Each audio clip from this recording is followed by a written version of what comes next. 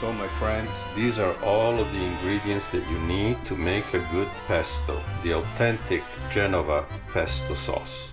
You don't need anything other than what you see in front of me, in front of you right here.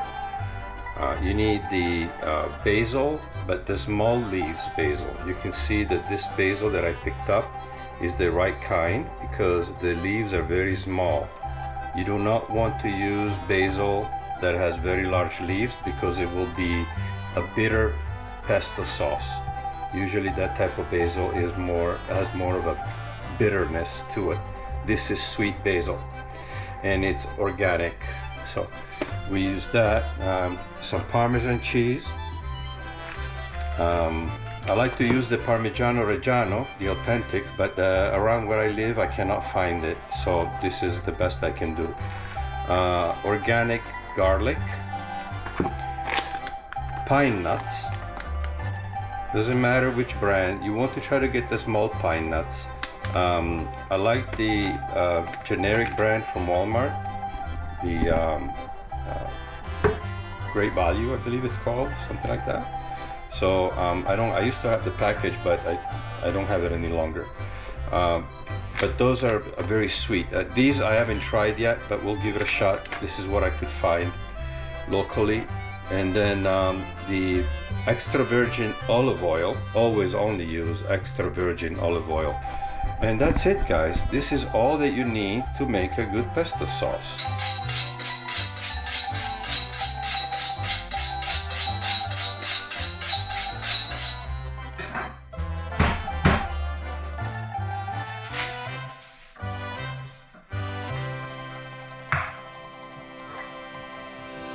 You see the leaves are small on it. This is like the Genoa basil. This is what you want. You don't want basil that has the very large leaves. So that one's not going to work as well. This here is all going in the garbage. I suppose it could have been worse, but we got all of this here. And that's all nice and green, so we'll use that. So I'm just picking all the leaves out right now. Only the leaves. Pick them out of the plant like this. You don't really want the stems, just the leaves. I'll just finish doing this and then we can get started. I'm not washing it because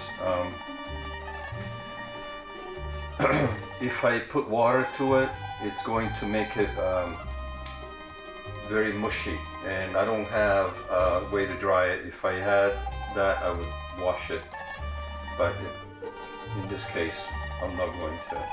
And you know, there's something going around right now, but I don't think it's in the basil, and there haven't been any reports in my area that I'm aware, even though I am in Virginia. So this is what I've been able to come up with, and it's a pretty good amount, so we should be able to get a little bit of pesto out of this. So I already put my garlic inside the blender, a couple of fairly large sized cloves, and then put in my leaves, just like that.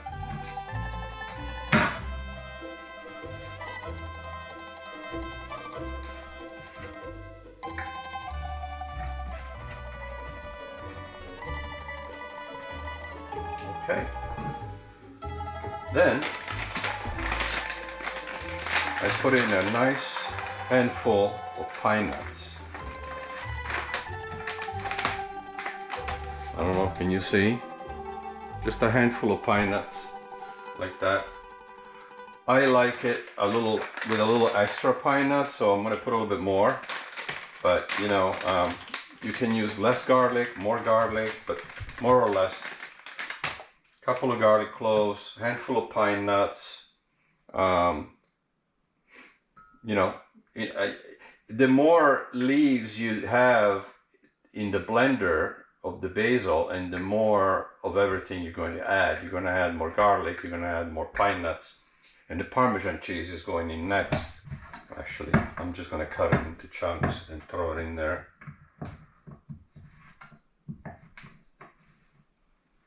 Like that. A few pieces of Parmesan cheese, And lastly, extra virgin olive oil, 2 or 3 tablespoons, sometimes a little more. You don't want to overdo it. And then put my lid on, and I'm going to have it on a low setting.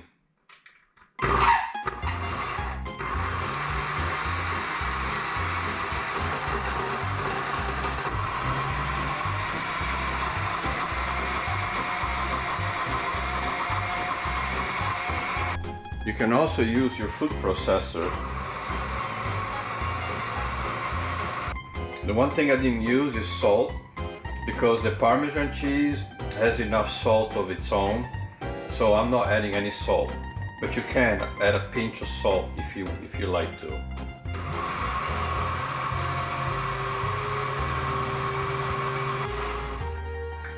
I have also done it with a variation of putting half pine nuts and half walnuts, unshelled walnuts, without the shell, without the skin, rather, peeled walnuts. But that you could do it that way too, but this is the authentic way of making pesto. Wow, look at that. Now you can use a Tupperware, or in my case, I'm just going to put it in a glass right here. Down.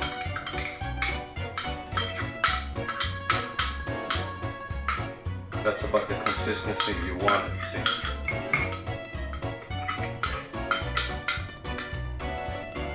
Right there.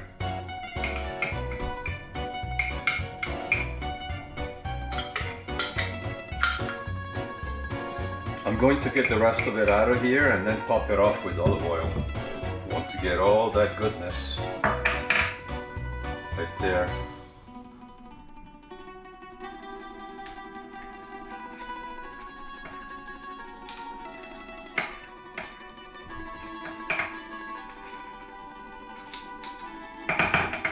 Gotta take your time cleaning it up because there's a lot there. Sometimes I'll use my finger too. But hands are clean.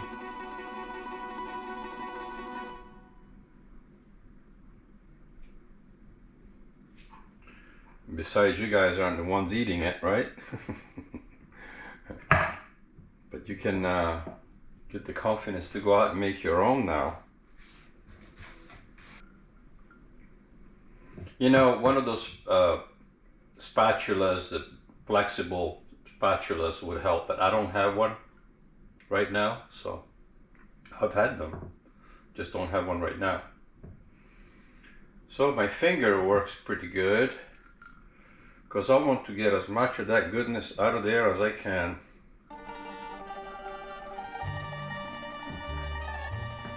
And then what I do is just flatten it out, push it down like this.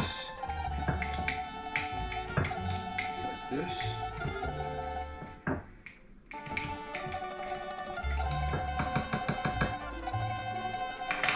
Right there.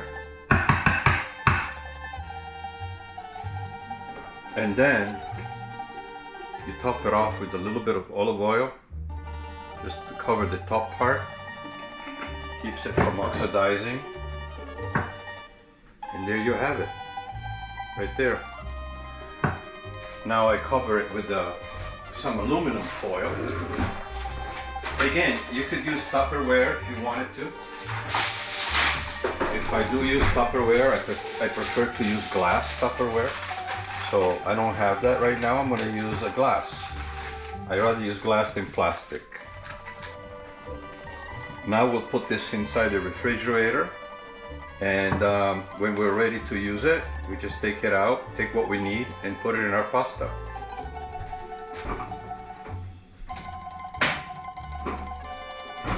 You can also freeze it, put it in the freezer, Tupperware in the freezer, and then just take it out whenever you need it. It'll last indefinitely inside your freezer. All right. So guys, thanks for watching. If you're interested in seeing the second part, which is going to be the making of the gnocchi and then having the beautiful pesto we just made today with the gnocchi, be sure to click on this video right here, and also leave a link in the description. And I'll see you very soon in the next video. Subscribe, subscribe, subscribe. Ciao.